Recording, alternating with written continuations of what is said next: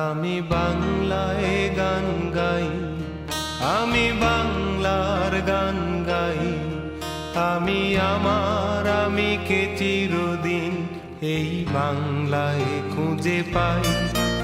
আমি বাংলায় গান গাই, আমি বাংলার গান গাই, আমি আমার আমিকে চিরদিন এই বাংলায় খুঁজে পাই। আমি বাংলায় দেখি স্বপ্ন, আমি বাংলায় বাঁধি সুর, আমি এই বাংলার মায়া ভরা পথে হেঁটেছি এতটা দূর। আমার নাম কি যে? কামরুন নাহার বেগম। নো, তোমার আব্বার নাম কি আছে? হ্যাঁ, শাহ আলম। নো, আচ্ছা। 71 সালে তো এখানে ছিল, ওই যে মুক্তিযোদ্ধারা আসতো থাকতো, তখন আপনি কি করতেন? ওদেরকে খানা জোগাইতাম, যা ঘরে আসে তা করতাম, দেরি তাই করতেন না? সবকিছু করতাম। সবকিছু করতেন না? এই খাইতে দিতাম, খাইতে দিতাম। কজন, মানে একে দলে দলে আসতো না অল্প আসতো? দলে দলে আসতো না?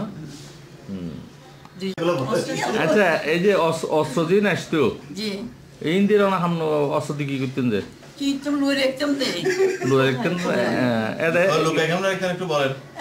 মাটি গুড়ি গুদাম করে মাটির নিচ দিয়ে বেড়াই রাখি, আবার কাগজ মারি দিলি ফিরি লিখি দিই, তার দুই খানা রান্নার জিনিস সাথে রাখতেন, রান্না করে রাখতেন।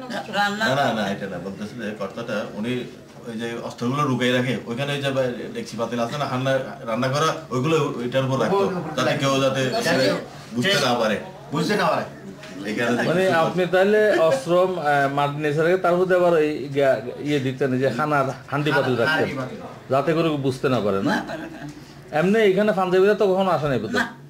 আসে নাই। আচ্ছা, ভিতরে ঢুকে নাই।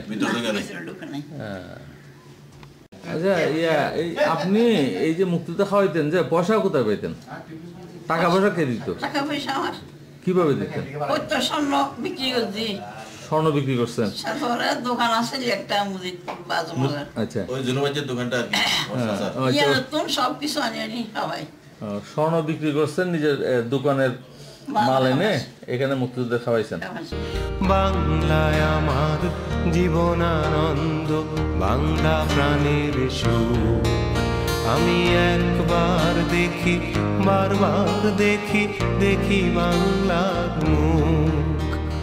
বাংলায় আমার জীবনানন্দ, বাংলা প্রাণের সুর, আমি একবার দেখি বারবার দেখি, দেখি বাংলার মুখ।